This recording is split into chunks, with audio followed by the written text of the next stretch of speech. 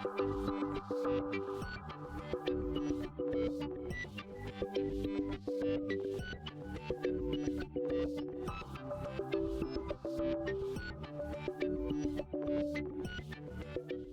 guys, welcome to another video. Welcome to Mike's Retro Tech and the Retro Tech Loft. So today, this morning, I've sold on eBay the Attack Sport Retro Vintage Digital Proportional Futaba control system. I don't use it anymore in my Grasshopper. I removed it and I put one of the digital 2.4 gigahertz controllers in. Works really well in that Grasshopper. Gonna use that from now on, not use the old analog. The old analog stuff is really too old for me. But what I wanted to do is, before I packaged it up, I wanted to go through it and just show you that it's working, and basically what it does, and the fact that it works. I'm not going to charge the battery because the battery is already charged. So we're going to plug it. There was a bag of spares with it. There was 2 plastic aerial covers for the long aerial. There was a replacement telescopic metal aerial for the actual handset itself. There were no batteries included though, because batteries are expensive and I'm keeping those for myself. Extra bits for the servo saver. A spare analog, old style, old school speed controller. Yeah. And then the speed controller. The old ESC. 2 servos, a heatsink, and a switch that goes onto the receiver.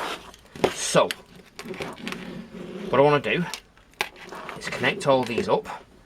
That one, yeah, is the steering. That one is, as we can see, the controller for the speed. So we plug that in there.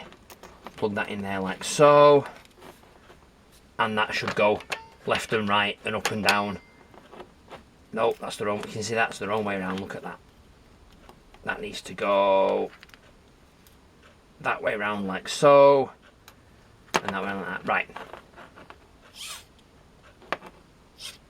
So these are plastic gear servos. They're really old servos, from original vintage ones from the 1980s. So, hopefully it's all in frame, and there's a real motor with a Tamiya connector on the end as well, a 540 stock. So what we need to do is, unlike the modern 2.4 gigahertz controllers, these ones take 8 AA batteries. I know, 8, it's ridiculous. And these are new ones.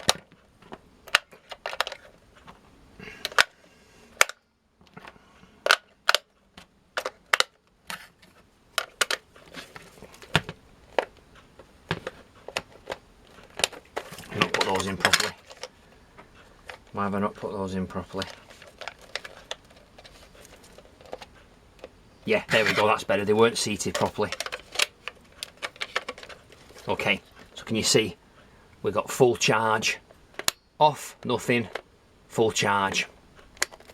Right, so before we turn this on, we'll plug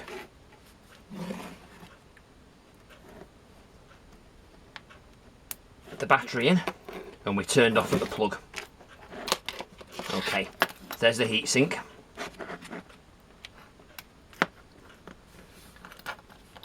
So what we need to do is turn on there,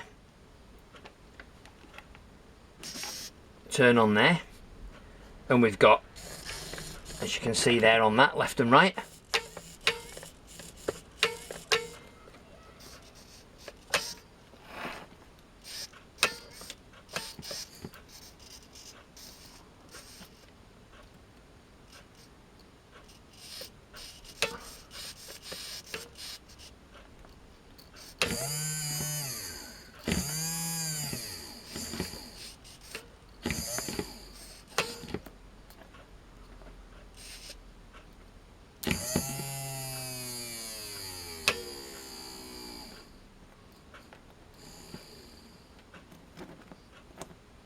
Right, and that was the battery that's just worn out.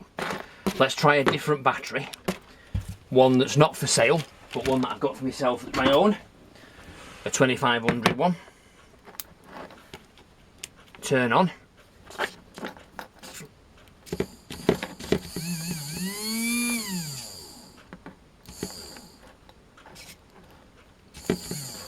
There we go. So obviously it's not working because these are not tied down. So what we'll do, let's turn off and show you that this one is working.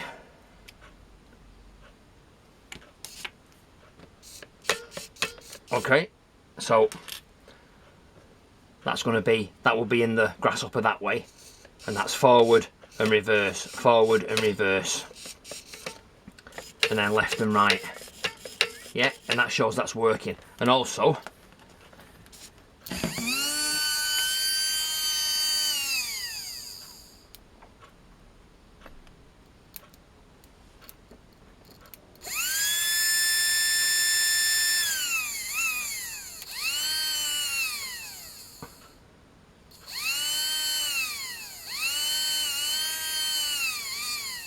there we go.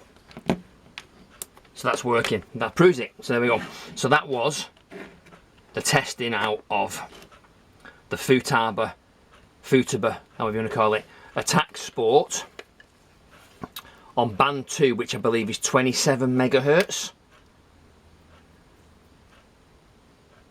27.045 megahertz. So that's old school, not Bluetooth gigahertz frequencies, which is what the modern ones run off. But there we go.